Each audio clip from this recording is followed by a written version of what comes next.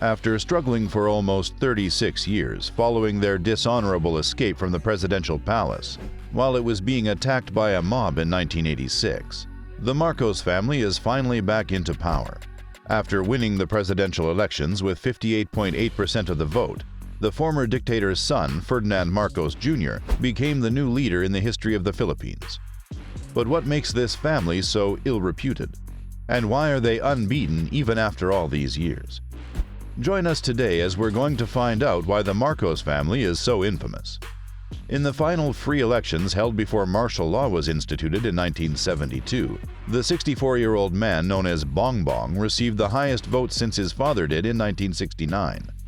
Mr. Marcos Jr. is the only son of Ferdinand Marcos Sr., the former dictator of the country who served as president of the Philippines from 1965 until 1986. Therefore, it is vital to consider the family's earlier rise and fall if one wants to comprehend the remarkable political comeback that the family has made. The rise and fall of Marcos. It's a gripping tale of slayings, demonstrations, and exile, involving thousands of designer shoes. Even though he was elected president for the first time in 1965, Mr. Marcos Sr. did not fully seize control of the Philippines until 1972. It was exactly 1 year before the end of his second term as president, but rather than step down from office, he enacted martial law at this time.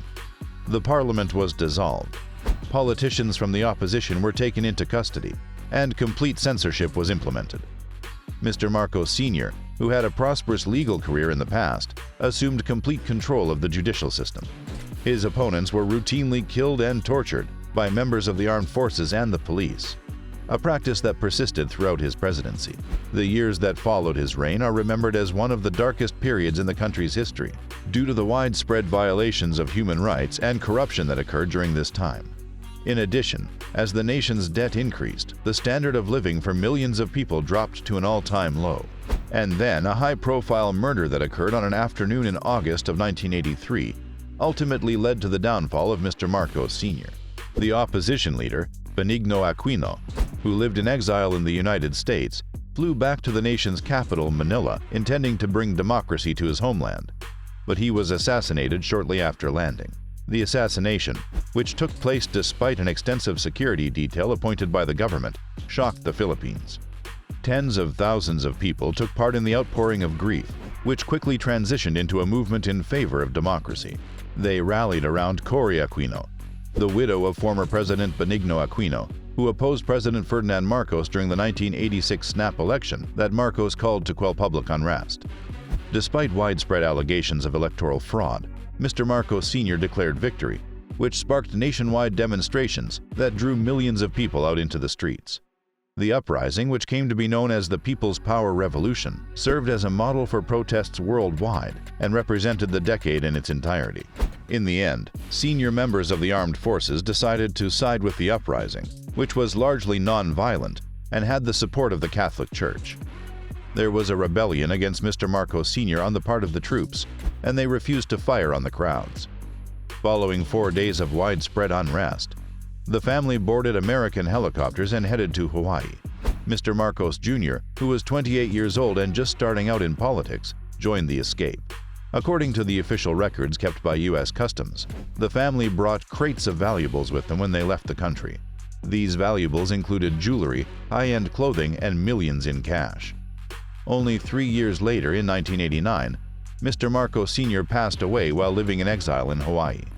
During their time in power, Mr. Marcos Sr., his wife Imelda, and their cronies stole an estimated $10 billion of public money. This occurred when millions of Filipinos were living in abject poverty. Out of this total, only $4 billion has ever been recovered. Imelda Marcos, a former beauty queen who became famous for her extravagant collection of designer goods, was known for traveling the world to purchase designer shoes. Her shoe collection was awe-inspiring. Her collection of over 3,000 pairs of shoes, which was discovered in the presidential palace after the family had fled the country, became a symbol of the extravagant lifestyle led by the family. Mr. Marcos Jr. used the wealth and connections of his family to resurrect the Marcoses' political ambitions after the family returned from exile in the 1990s. He first served as governor of a province, then in Congress, and eventually was elected to the Senate. His mother, who is now 92 years old and still resides in the nation's capital, served in the House of Representatives.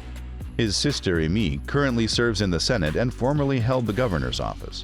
Mr. Marcos Jr., who is 64 years old and enjoys widespread popularity among young Filipinos, has been accused of whitewashing his father's regime by citing economic growth and downplaying its abuse of human rights. These accusations have been leveled against him. He has also asserted that he was too young to be held accountable for the crimes committed during the time in question. His efforts to rebuild the family's political influence have been successful, given the likelihood of his election victory. The outcome, which occurred 50 years after his father first declared martial law, would end the Marcos family's exile in Hawaii and mark the beginning of their return to the presidential palace. According to the preliminary results, Marcos Jr. emerged victorious in the election for president. It will bring him back to the Malacanang Palace, where he spent his childhood, despite his parents fleeing the palace in 1986. However, it is anticipated that his running mate, Sara Duterte, who is the daughter of the incumbent president Rodrigo Duterte, will also win the vice presidency by an overwhelming margin.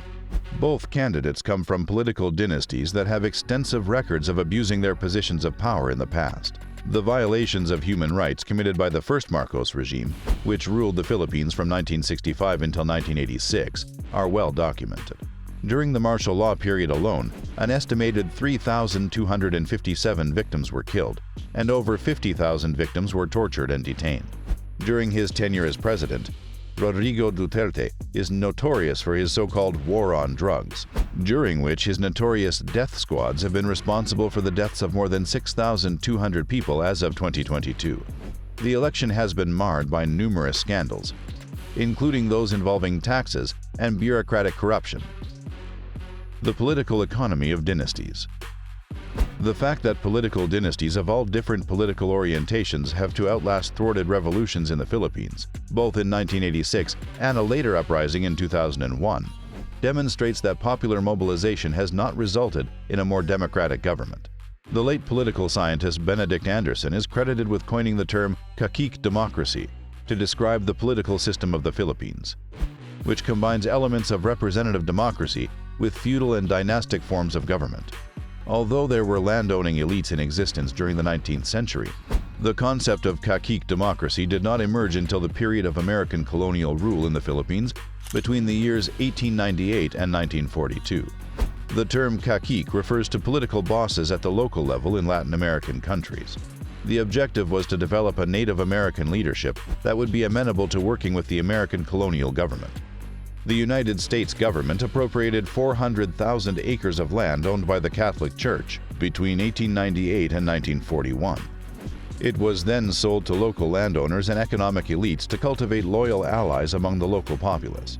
These same leaders, bolstered by their consolidated agricultural economic base, formed a new political class in Manila as they participated in the new legislature of the colony. This new political class was responsible for establishing the Philippine Commonwealth. After the country gained its independence in 1946, the ruling families had a disproportionate influence over the young nation's development.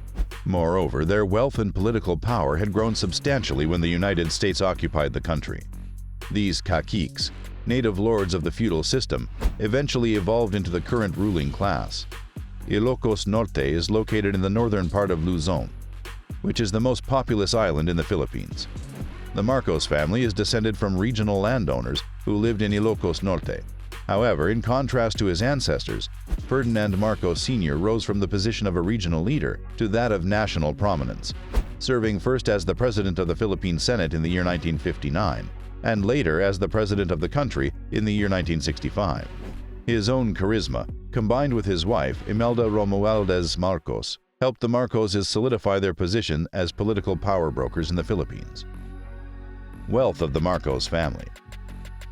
It is believed that some of the wealth amassed by Ferdinand Marcos was obtained through the diversion of foreign economic aid, kickbacks from public works contracts, and military aid from the United States government, including large amounts of discretionary funds placed at Marcos's disposal as a reward for sending some Filipino troops to Vietnam. Marcos was in power for more than 2 decades. This wealth includes real estate assets both within the Philippines and in several other countries, the most notable of which is the United States, collections of jewelry and artwork, shares and other financial instruments, bank accounts both in the Philippines and overseas, most notably in Switzerland, the United States, Singapore, and the British Virgin Islands, and in some cases, actual cash assets. Some of this wealth has been recovered as a result of various court cases, either in the form of funds or properties that have been returned to the government of the Philippines, or in the form of awards made as reparations to the victims of human rights abuses that occurred during Marcos's presidency. The Philippine government has also recovered a portion of it through settlements and compromise deals, either with the Marcoses themselves or with cronies who said that specific properties had been entrusted to them by the Marcoses. The courts have ruled that some recovery cases do not merit further consideration for various reasons, including improper case filing procedures and technical issues with documentary evidence. Since the total extent of the Marcos family's wealth is unknown, it is impossible to recover an undisclosed amount. Well, that's all for today's video. If you enjoyed it, make sure to hit that like button and subscribe to the channel. Thanks for watching, and we'll see you soon.